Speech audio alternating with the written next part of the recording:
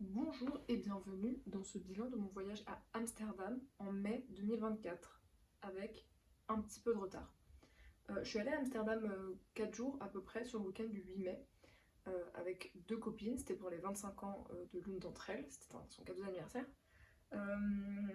J'étais déjà allée à Amsterdam une journée, il y a genre 10 ans, donc autant dire que je découvrais la ville. Euh, de façon générale, dire quand même qu'on a très bien mangé. Voilà, on s'est fait plaisir, on a dépensé de l'argent en nourriture, mais qu'est-ce qu'on a bien mangé. Alors rien de traditionnel néerlandais ou quoi que ce soit, mais en tout cas on a vraiment très très bien mangé, ça c'est important à dire.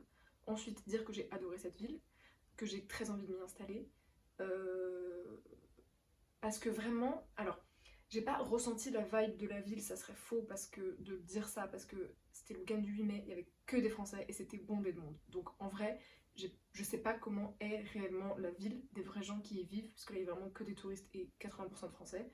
Mais j'ai adoré quand même la ville, enfin comment je m'y suis sentie, malgré que ce ne fût qu'avec des touristes. Et je sais pas, j'ai trop aimé qu'il y ait des cinémas partout, il y a des cafés partout, il y a de l'eau, en plus il faisait beau, donc ça aide beaucoup de bien vivre dans une ville. Enfin, je vis beaucoup mieux mes voyages quand il fait beau. Je sais pas, j'ai vraiment beaucoup aimé, c'est une ville très culturelle. euh, mais ça, je trouve que c'est très européen de toute façon d'avoir des grandes villes où il y a beaucoup de musées, beaucoup de cinéma et tout. Et vraiment, j'ai adoré cette ville. Voilà, pour l'impression générale. Ensuite, pour rentrer un peu plus en détail, on a fait quelques musées, quelques expos, c'est essentiellement de ça dont je vais parler, et dire que il y a beaucoup d'églises, évidemment, qui ont l'air assez incroyables, mais qui en fait ont été réhabilitées en toute autre chose, ou alors dans lesquelles il se passe des choses parfois autres, genre des installations sonores, visuelles, que sais-je. Et donc il y a pas mal d'églises qui ont l'air ouf, mais qu'en fait on peut pas visiter. Genre il y en a une, je sais plus comment elle s'appelle, c'est devenu un lieu d'exposition photo. Donc en fait il faut que tu payes ton entrée 15 balles à l'expo photo pour voir l'église. Ce qui est un peu dommage. Voilà, ça c'est ce qu'on a trouvé un peu dommage, parce qu'il y a beaucoup de grandes églises qui ont l'air vraiment ouf, que du coup on n'a pas pu visiter. C'était juste ça. Mais parlons un peu musée. Déjà dire que Amsterdam possède un quartier des musées. Donc faites rien que ça. Où est-ce que je suis? Il y a un quartier des musées. Genre t'es là, t'arrives dans le quartier, il y a des panneaux entre les rues, là entre les immeubles, quartier des musées. Excusez-moi, mais Paris ne peut même pas en dire autant. Et il y en a des musées à Paris. Donc, nous avons fait plusieurs musées, à commencer par le musée d'art moderne et contemporain, dont je ne m'amuserai pas à prononcer le nom en néerlandais pour des raisons évidentes. C'était fou. En fait, j'adore l'art moderne. J'adore l'art moderne, j'adore l'art contemporain, mais surtout l'art moderne. Et quand je suis rentrée dans les premières salles des collections permanentes, j'étais vraiment, mais c'est physique. J'étais physiquement complètement exaltée. J'ai envie de crier, de sauter, de pousser, de mordre. J'adore. C'était super. Vraiment, j'ai trouvé la collection permanente trop trop bien. En tout cas, ça m'a fait un effet waouh, waouh, waouh, waouh, waouh. Et c'est un peu pour ça qu'on vit l'art, je trouve. Donc, j'étais vraiment très contente.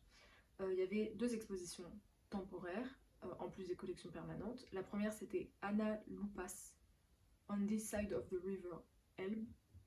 C'était une expo avec beaucoup de textiles, on l'a fait un peu en vitesse, ça m'a pas trop parlé, j'ai pas du tout accroché à la proposition, donc on l'a fait un peu rapidement. La deuxième exposition temporaire, en revanche, c'est la plus grande rétrospective du travail de Marina Abramovic. Marina Abramovic, c'est une artiste performeuse qui se met en scène, ou met en scène, des performances assez hardcore, très violentes. C'est celle qui, vous en avez peut-être déjà entendu parler, avait fait une performance où pendant 24 heures, elle était debout, nue. Petite précision, en fait je ne sais pas si elle était nue, je ne crois pas qu'elle était nue au début de la performance, je pense qu'elle a fini nue parce que des gens ont découpé ses vêtements, l'ont déshabillée au cours de la performance, mais je crois pas qu'elle était nue au début, et en fait je ne sais pas si ça a duré 24 heures, peut-être que je mens, mais vous comprendrez l'idée. À la merci du monde, avec à côté une table avec tout un tas d'objets, y compris des armes pouvant la tuer, enfin des choses qui pouvaient être létales, et en disant aux gens vous faites ce que vous voulez. Et donc il y a des gens qui sont venus la blesser, d'autres qui sont venus la soigner, enfin des choses vraiment très très hardcore. Et donc il y a, par exemple, cette table elle est exposée avec tous les objets qu'il y avait dessus. Et c'est une rétrospective, donc nous on n'a pas vu de moment de performance, parce qu'elle performe à plusieurs moments de la journée, on n'en a pas vu dans l'expo, mais c'est vraiment une rétrospective avec des photos, les installations qui servent à ces expositions, des vidéos, etc. Et j'ai trouvé ça, en fait, moi il y a quelque chose qui me dépasse et que je comprends pas dans le fait de s'infliger une telle souffrance physique au nom de la performance artistique. Enfin, moi je ne saisis pas le truc, mais j'ai trouvé ça assez captivant et hyper intéressant quand même de voir justement comment elle met tout ça en œuvre, le contexte. Du coup, il y a pas mal d'éléments un peu explicatifs sur ses performances. Il y a un truc qui m'échappe, mais c'était quand même hyper intéressant. Et il y a un truc, je pense, assez malsain, fascinant dans le fait de mais pourquoi, enfin comment est-ce qu'elle se met autant en jeu, enfin jusqu'à risquer sa vie dans ses performances. Enfin, clairement, la performance dont je parlais là, les gens auraient pu la tuer. Enfin, si quelqu'un avait voulu la tuer, il aurait pu la tuer. C'est quand même fou. Et je crois qu'il y avait même une histoire de, en gros, vous ne serez pas tenu pour responsable des actes que vous commettrez dans le cadre de cette... parce que c'est quand même illégal de blesser des gens. Il y avait vraiment un truc, vous ne serez pas tenu pour responsable des actes que vous commettrez dans le cadre de cette performance. Enfin, je sais pas, mais il y a un truc qui me... choquant. Donc voilà, c'était pour le musée d'art moderne et contemporain. Je n'ai pas fait la maison d'Anne Frank. Ensuite, le lendemain, nous sommes allés au musée Van Gogh. En fait, c'est un peu drôle parce que la plupart des œuvres phares de Van Gogh ne sont pas au musée Van Gogh, parce qu'elles sont dans tout un tas de musées internationaux gigantesques. Mais il y a quand même pas mal de ces œuvres phares, hein, mais pas toutes. Après, l'avantage de Van Gogh, c'est qu'il y a des choses qu'il a fait en plusieurs fois. Genre les chambres, il en a fait plusieurs, les tournesols, il en a fait plusieurs, donc ça permet qu'il y en ait quand même dans ce musée et également dans des collections internationales. En soi, j'ai pas été waouh par la collection permanente des œuvres présentées. Les œuvres visuellement en elles-mêmes, elles m'ont pas exaltée.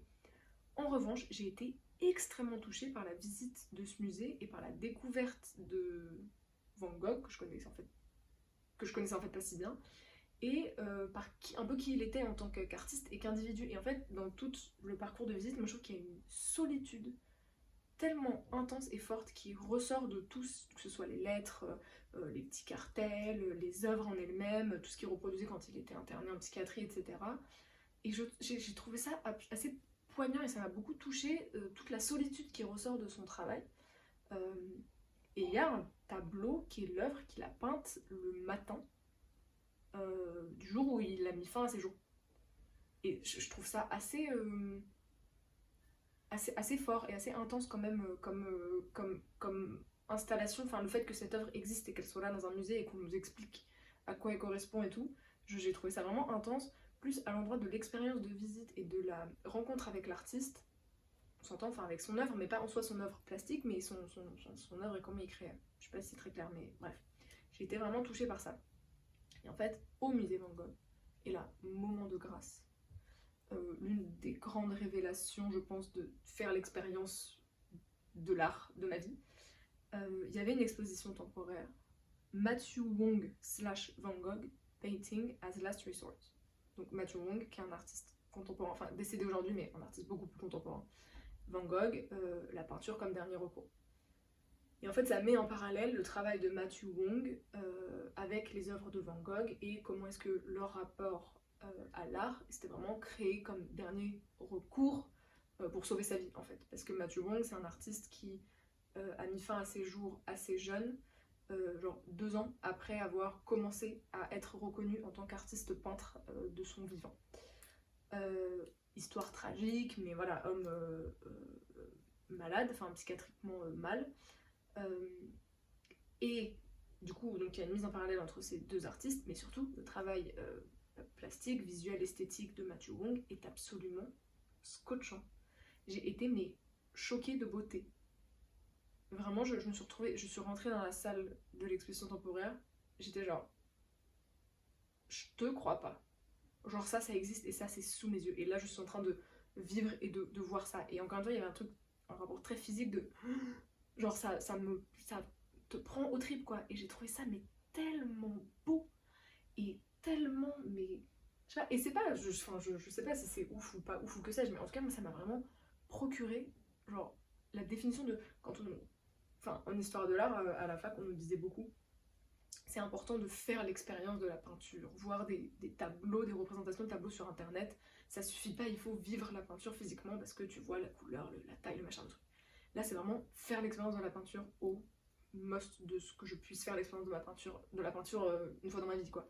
J'exagère, mais c'était incroyable. Et je trouve que son univers visuel, il est hyper cinématographique. Genre, j'étais face à des tableaux, tu mets la tête dans le tableau, genre, tu fais en sorte que dans ton champ de vision, il n'y a que ça. J'étais dans un film de Michel Oslo. Genre, vraiment, il y a un truc tellement cinématographique, tellement beau dans la plastique, dans les aplats de couleurs, dans... C'est parce que moi, c'est ce qui me plaît et ce qui me fait vibrer esthétiquement, hein, et je pense que ça plairait pas à tout le monde, mais j'ai trouvé ça incroyable et ça m'a vraiment fait ressentir, donc déjà c'était beau, mais ce truc de quelle chance de ressentir des choses face à de l'art. Parce que je sais que c'est pas le cas de tout le monde, il y a des gens qui voient des tableaux qui n'ont rien à faire.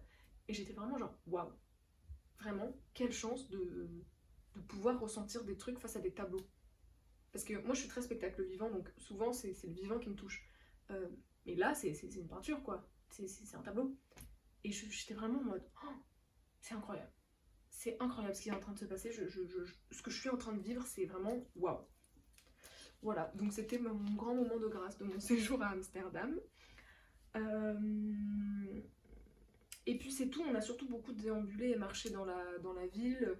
Je réfléchissais à où est-ce que je m'installerais quand j'y vivrais, sûrement le quartier où il y a le grand théâtre de la ville, ou alors au niveau de la halle, je sais plus trop comment elle s'appelle, dedans il y a un cinéma incroyable, il y a vraiment des cinémas de ouf partout.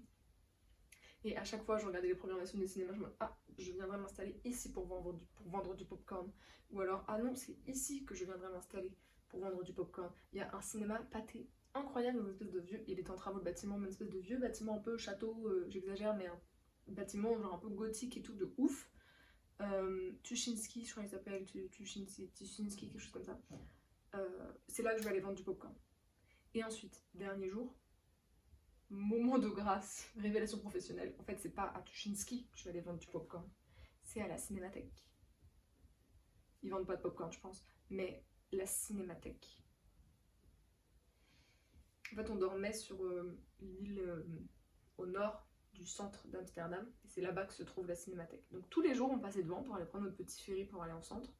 Tous les jours, et à chaque fois on disait ah faudrait qu'on y rentre quand même, et moi j'insistais genre ah je vais absolument rentrer dans cet endroit. Et donc dernier matin on se dit bah vas-y on va aller prendre un café au petit déj là-bas. Mais oui en fait, mais oui, c'est un espèce de grand lieu vitré, hyper lumineux, sur le bord vraiment de l'eau, avec donc il y a un lieu d'exposition, on n'a pas fait l'expo mais il y a un lieu d'exposition, des salles de ciné, c'est gigantesque. En fait ils ont une espèce de grand, un peu agora, où à la fois il y a le café qui fait café mais qui fait aussi bar et resto en fonction du moment de la journée, où du coup tu as des tables pour manger et boire ton café, mais en fait tu as en même temps toutes des tables un peu en gradin où les gens viennent juste sans forcément consommer, se poser pour faire ci ou ça.